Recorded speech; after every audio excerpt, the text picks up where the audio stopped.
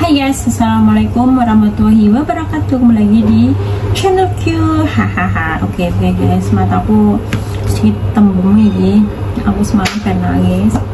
Nggak tahu kenapa, rasanya tuh sedih banget loh guys. Kayak memang sih kita kan hidup, ya kan, pasti hidup tuh ada masalah, dan masalah itu menurut porsi kita masing-masing. Allah tuh tidak akan memberi ujian kepada umatnya kalau kita sendiri tidak bisa kayak menyelesaikan gitu. Pasti Allah tuh memberi ujian ke umatnya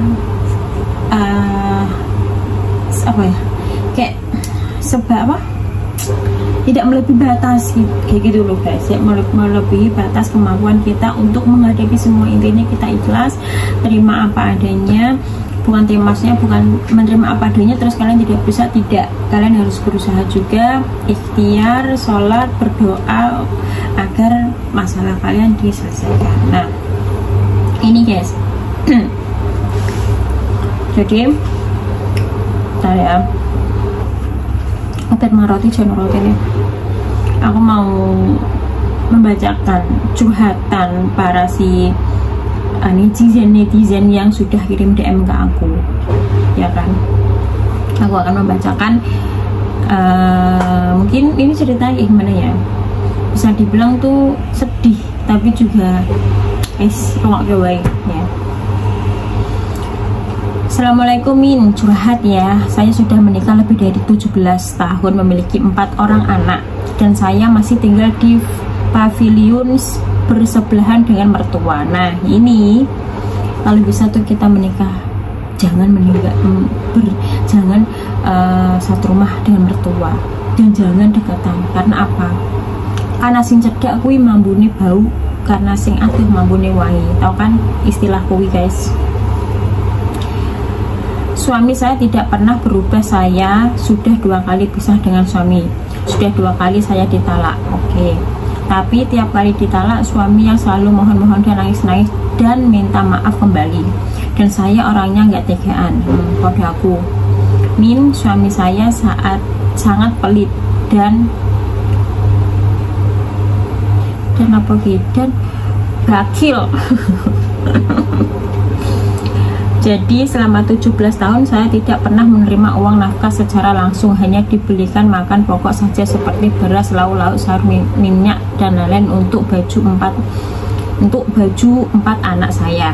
Sampai baju-baju saya sendiri, skincare saya harus membelinya sendiri. Bahkan setiap anak jalan-jalan semua uang saya yang keluar sendiri. Saya punya penghasilan sendiri saat ini dari jualan online, alhamdulillah, walaupun hanya 3-7 juta per bulan.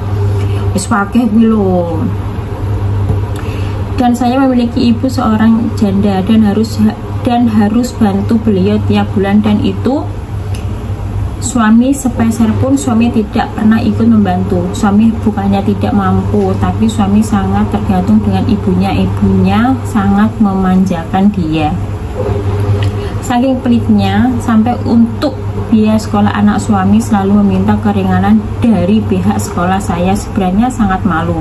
Padahal sejujurnya kami tidak miskin, masih memiliki mobil dan rumah tergolong besar. Tapi suami bisa-bisanya pura-pura miskin. Saya sudah berusaha selalu qanaah selama 17 tahun, tapi suami juga tidak pernah menghargai saya dan keluarga saya. Untuk contoh, setiap ambil keputusan apapun hampir tidak pernah melibatkan saya, dan semua yang dia putuskan tidak pernah mendengarkan masukan dari saya.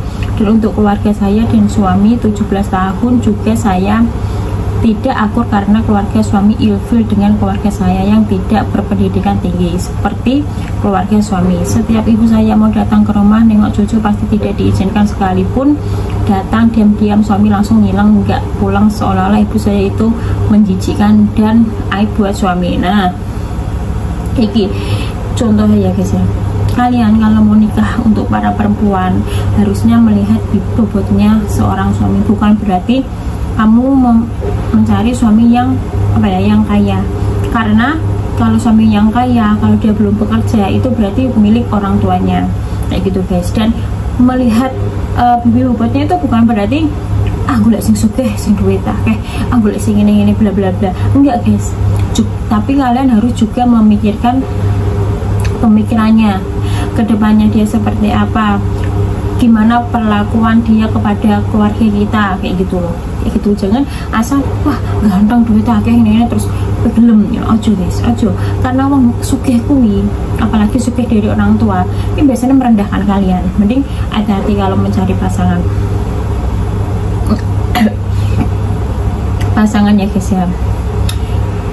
Dulunya keluarga suami adalah orang terpandang dan kaya raya, tapi qadarullah jatuh miskin, tapi ternyata tidak merubah perilaku mertua dan suami saya. Ucapan ibu mertua ke saya selalu kasar. Mereka pernah memanggil saya dengan sebutan gembel dan gak level, gak berpendidikan dan lain-lain. Ibu mertua sering kali ikut campur rumah tangga kami.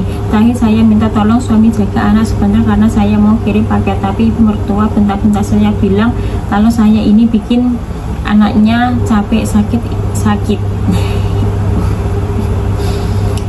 Aku tahu soalnya guys, mantan bujuk orang kerja, tak orang kerja sirni marah tua aku ini lah nang ini ngarani sakit men dibujuk kayak ngono masih pilo kan jenengi wong lanang nih kayak wong wedok, seharusnya ya kudu siap nafkahi lahir batin ya. Ngono aku ya juga butuh pengen tuku iki pengen tuku kuwi ya, mun dibujuk ya kudune sendiri lagi bujune masa wong tuane meneh kan nggak mungkin. Nggak tahu nggak tahu diuntung. Anaknya capek sakit, istri nggak tahu diuntung, padahal suami hanya kerja antar jemput anak. Tak